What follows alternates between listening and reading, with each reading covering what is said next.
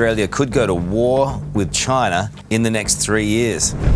The recent Red Alert series published on the front pages of Australia's Sydney Morning Herald and The Age wants their audience to believe war is at their doorstep.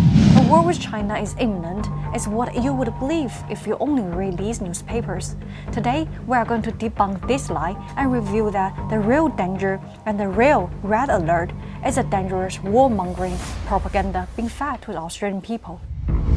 China has not threatened us in the Sydney Morning Herald, particularly provocateurs like Hartcher and people. It's all been untrue. It's been untrue.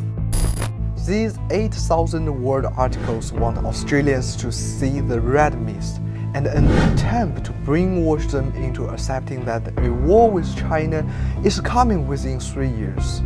The reporting this morning is hysterical. Now, if you've got the Australian Strategic Policy Institute, who are the ones saying, oh, well, we could be going to war in 3 years. Well, they're funded by the Australian Defence Force, Lockheed Martin, Thales and Boeing. Let's take a look at experts behind the Red Alert. The notorious China hawk Peter Hartcher, the newspaper's international editor, brought together the panel of 5 independent experts. Our first expert is Peter Jennings. Peter Jennings was Executive Director of the Australian Strategic Policy Institute, ASPI, for 10 years.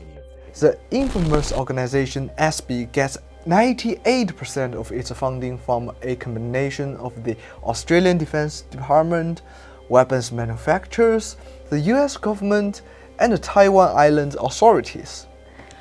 Next on our list is Mick Ryan, a retired Australian Army Major General who served in the Australian Defence Department for 35 years.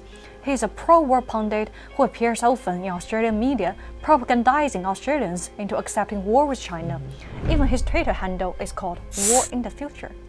Ryan is adjunct fellow at the CSIS, which is funded by the military-industrial complex entities like Raytheon, Boeing, and by the US government, Australia, and the Taiwan Islands.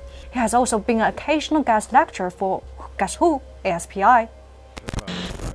Lavina Lee is an academic who is a council member at ASPI and adjunct fellow with CSIS.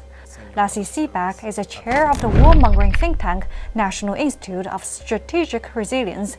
She is a regular ASPI contributor. Our last one is Alan Finkel, a scientist who works for the Australian government.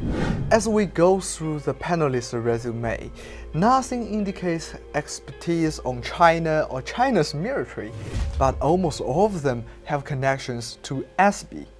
The warmongering organization has been churning out China's threat stories for years. A cursory glance over ASPI website and you will find at least one story hyping up tensions in the South China Sea every month. A frequency of Taiwan-related articles are double, triple. But why have this Red Alert story come out now? The March 9 articles give us a clue in asking how Australia prepared for the imaginary war. Our experts suggest Australia should double its defense budget and it should build out its national defense armed with nuclear weapons with help with the US, and the conscription should even be reintroduced. Days later, on March 14th, AUKUS, the awkward name for the US-UK-Australian Security Pact, unveiled details of a plan to provide Australia with nuclear-powered attack submarines. A plan that is going to cost Australia, not the UK or the US, over $350 billion for 9 submarines, only 3 of which will be able to be at sea at any one time, protecting Australia's vast coastline. $350 billion, 3 subs, protecting a coastline of 34,000 kilometers. Sounds like a good deal to me. 3 are going to protect us from the might of China. Really. I mean, the rubbish of it. Australia has become a forward propaganda battleground for the US. The majority of all media in Australia is owned by either Nine Entertainment or Murdoch-owned News Corp. Both have regularly put out anti-China, war is coming propaganda to the Australian people, despite China being Australia's largest trading partner by far, and despite the conflict in no way being in Australia's national interests. The news media are even using social media like TikTok, which they claim is a Chinese spy app, to amplify the war propaganda. Sensible Australian people responded to the articles by cancelling their subscriptions and joining the debate. That is, before the SMH shut down social media comments and hid replies.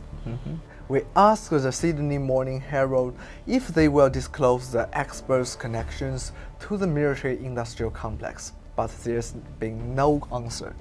Stories like this are not simply there to sell newspapers, but they sell mass murder, human suffering, and ecological disaster. Any moron can create a war, but it takes a genius to build a peace.